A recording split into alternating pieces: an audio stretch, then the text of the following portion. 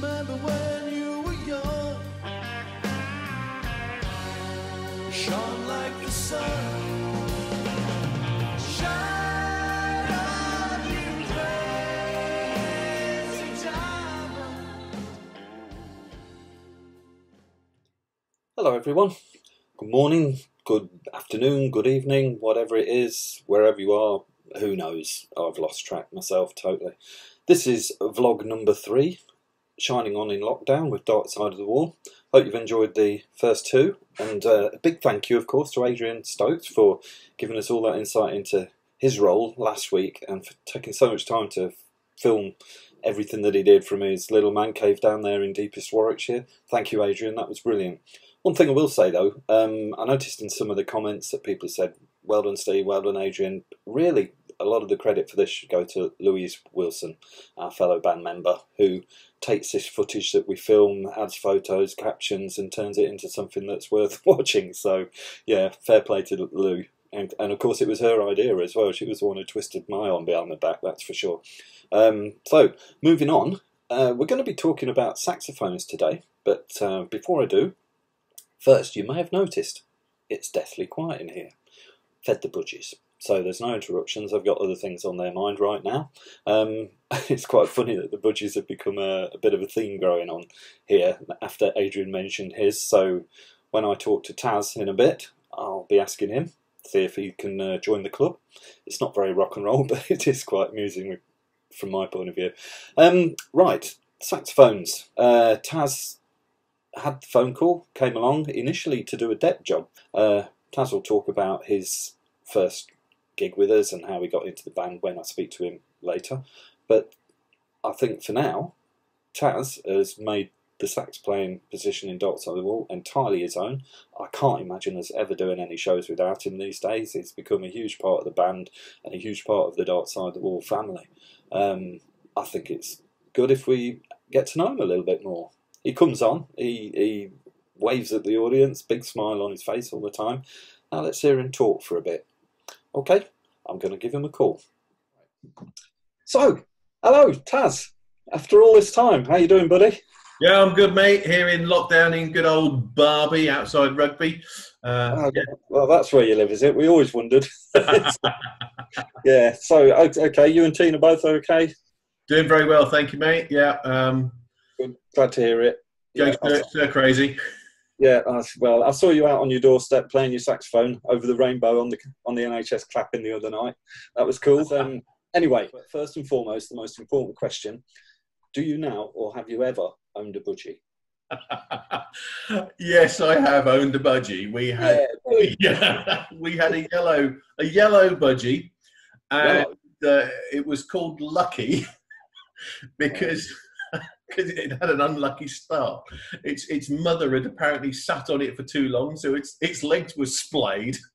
So it meant it couldn't sit on a perch, or it couldn't land or anything. One funny story: it flew around the house one day and landed on a very similar unit to the one that's behind you. Landed on the top of it and slid straight over down the back. Oh gosh! So its flying skills weren't too good.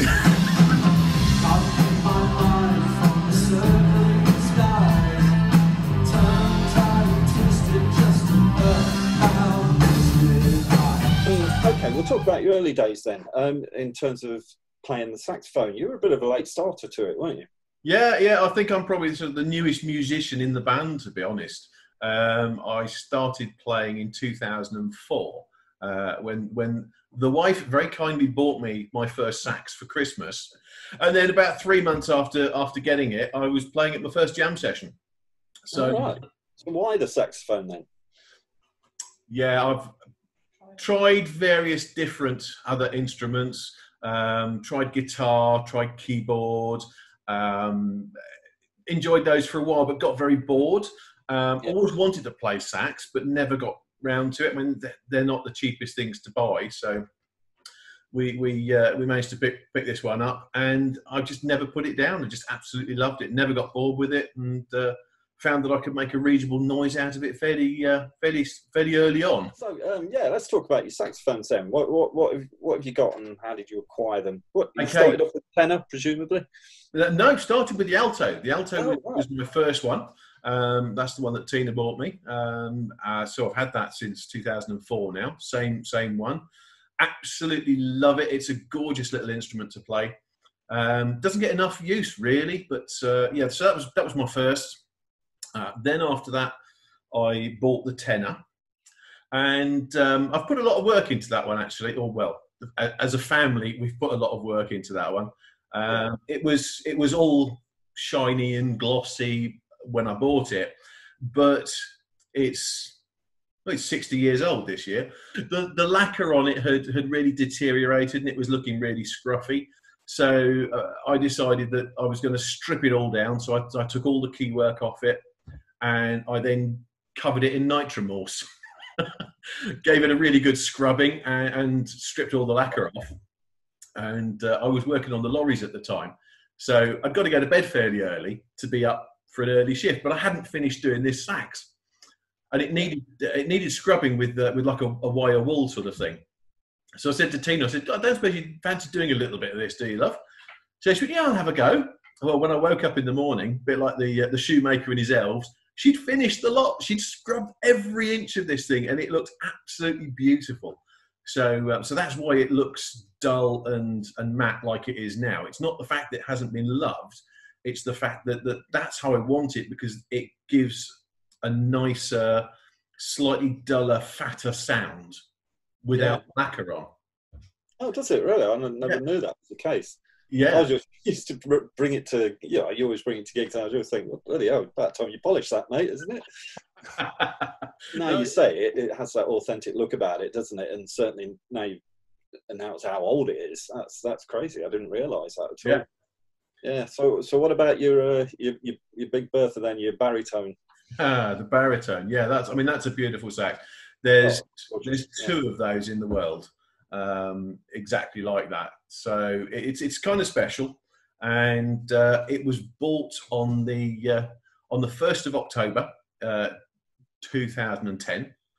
So the same month that I started with Darkside. So yeah, so you only had that very shortly before your first ever gig with Darkside then?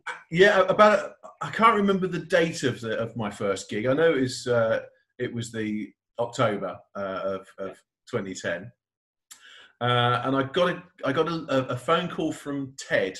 Remember Ted Duggan, our previous drummer, saying, "Yeah, I hear you play the sax." I said, "Yeah." He said, "You play the tenor?" I said, "Yeah."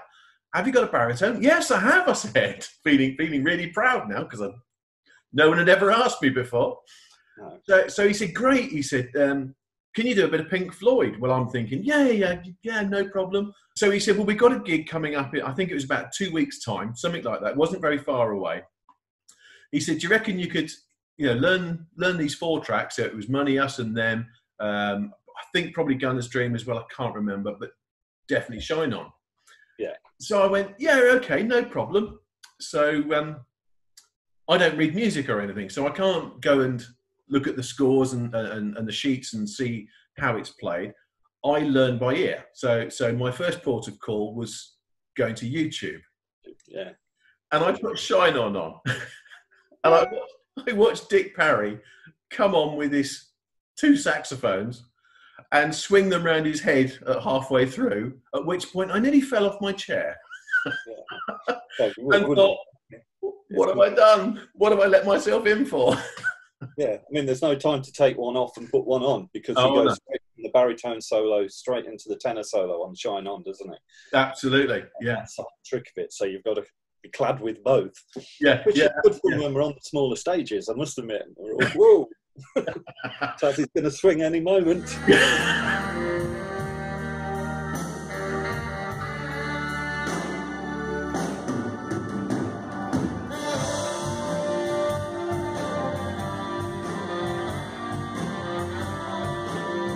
Going back to the sax then, you say an alto, a tenor and a baritone. For those people who aren't aware, just say which particular tracks you would play each of those on. Okay, so the alto would be set the controls for the Heart of the Sun and probably Dogs of War. Yeah. So then obviously the baritone is in Shine On, isn't it? Yeah, the baritone is solely used in Shine On for that lovely part. I mean, I just love the tone of it in Shine On.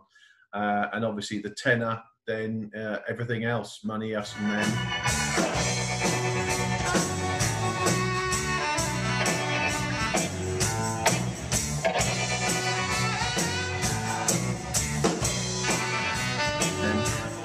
Etc. Obviously, Gunner's Dream as well, you know, so.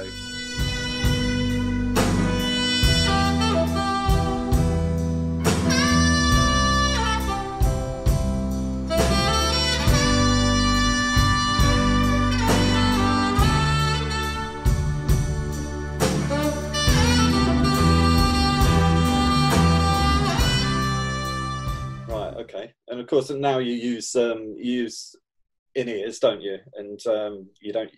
For many years, you used to have your own microphone on stage, so at different heights. But things have got a lot easier for you recently.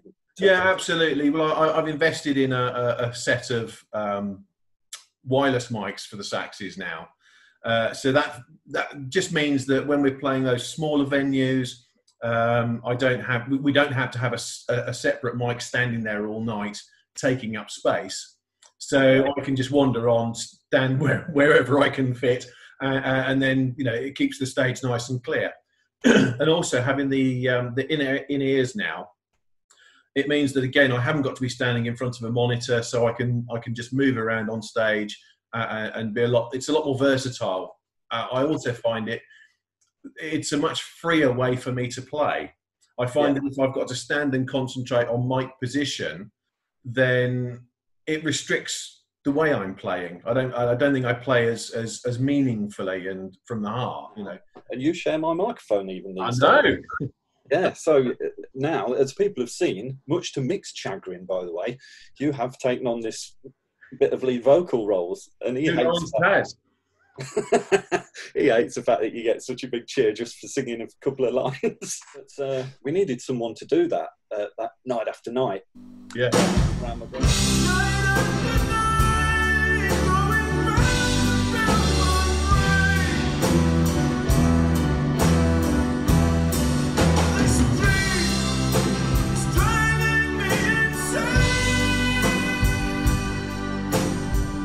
Whenever Andy was singing that, I'd be off stage singing along with him. So I thought, well, maybe I could, I'll have a go. And that was it. So I stepped up to the plate and, regretted it since. It's scary, isn't it, that bit? Because you don't know where your voice is going to go. That's the thing. For a long time, you visit Holland, Belgium as well, presumably. So tell us what you do over there. Yeah, what we do is we go over to Arnhem, which is in Holland, and it was the main objective of Operation Market Garden. So those who've seen the film A Bridge Too Far, it's where the British Paras landed in 1944 September, and my uncle was one of those members, and he fought there for 2 days before he was taken prisoner, and he ended up in a prisoner of war camp for the rest of the war. Although he did escape. I believe Lou's got a photograph to put up of two gentlemen, one in a red beret and one in a sand-coloured SAS beret. The gentleman on the left in the red beret is the gentleman who actually escaped with my uncle, which was amazing. So we go over there to commemorate his friends who didn't come home. And there's always that little bit, if you listen to the Gunner's Dream closely, listen to what's going on in the background. And there's a bit where a guy shouts, "Oi, mate, over here!" A place to stay, enough to eat. And I always picture the street where my uncle was captured, because that was the sort of thing that was exactly going on. The Germans were shooting directly down this street, and the Paras were sort of separated on either side. So they were trying to get from one side to the other. So that makes it even more poignant to me. Yeah, that one particular song. Of course. Yeah. So what do you do while you're over there then? Well, we visit all the sort of the battlefield sites. I now take some battlefield tours occasionally, although I'm not an official tour guide. I'll run them around the battlefield and show them what happened where and that sort of thing. And then of course we go to the main wreath laying ceremonies, of which there are a few, but the main one is at the Commonwealth Graves site. And the Dutch have this wonderful thing that they, when children get to a certain age at school, they take them up to the cemetery and they're allocated a grave or two. Right. The children then research that person who's buried there. They learn as much about them, and they find out probably where they were killed and where they were lived in England and all this sort of thing.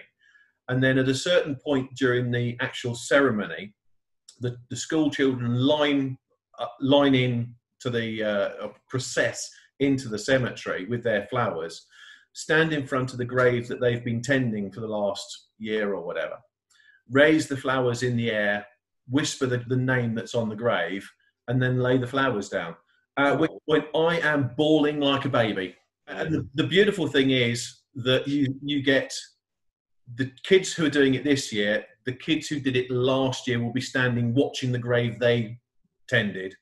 And you get all the generations. So you've got mums there, grands there, who've been tending graves for the last 75 years. 75 years. Yeah. And they return every year to see the grave they were looking after. It's a beautiful thing. Beautiful thing. Yeah, that's amazing. And obviously it draws you back emotionally each time, and particularly with your uncle having been there. Yeah, absolutely. Leave that bit there, but I can understand why Gunner's Dream is such a personal song to you. We dedicate it to all our heroes who have fought for king and country, queen and country, and never come home. We've been doing it ever since World War II when we wrote this about, but no doubt we'll carry on doing it as well in the future at some point, sadly. This is for our heroes, and it's called The Gunner's Dream.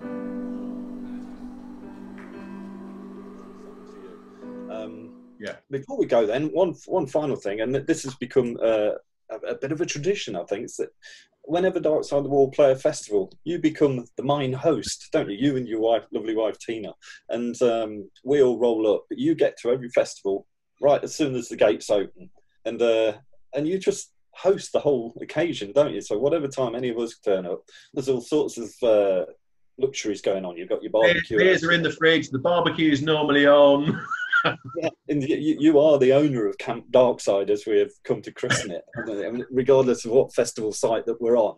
And we all seem to go down very well, and particularly one occasion, that time when we played to about 3,000 people in that marquee. Oh, that was fabulous, wasn't it? Amazing. And from that festival onwards, every time we've done one, your camper van has been to the sort of the central point, hasn't it? And it's become Camp Darkside. And yeah, I'll be honest, I love the time on stage, but the attraction of festivals to me as well is having that Camp Darkside experience. Very much so. And it illustrates everything that this band is about. And that's why you fitted in with it from day one, and it's why you've been our saxophonist for 10 years now. No. Yeah, which is crazy, isn't it? Yeah, longest I've been with any band. Have we told you whether you passed the audition yet? How am I doing? Oh, you're on this vlog, so I guess you're in. Yeah. Hey, Taz, it's been brilliant talking to you, mate. Cheers. Yeah, thank you so much for contributing to this, and enjoy it when it goes online and you get all the Mickey taken out of you, as always. Absolutely, mate. I hope so. Yeah, absolutely. Cheers, buddy. Stay safe. Cheers, mate. See ya. Bye. Bye now. Bye. Hello again. Thank you, Taz. Really good chatting to my old buddy there. Does make you realise how much you miss each other, because normally we're in a rehearsal room or a dressing room or on a stage together, and part of what makes Dark Side of the Wall tick is that camaraderie. So we're all feeling it a little bit, not being able to see each other, things like that, and using Zoom to have a quick chat on the computer. Both me and Taz had to have a crash course in how to do that, by the way. Yeah, it was good fun to do that. So look forward to seeing you soon, buddy. Right, I think that wraps it up for this week's episode. Vlog number 4. we'll feature another band member. We haven't quite decided which yet. We're all waiting for them to volunteer while they hide behind their respective sofas. So we'll see who it is. We'll make it a surprise. I think that will be the best way to address that. In the meantime, you can see all the links for everything that connects us to you down here. Again, I said it last week, feel free to ask us any questions you like, and we look forward to you watching the next one. Meantime, everybody, please stay safe, and of course, shine on.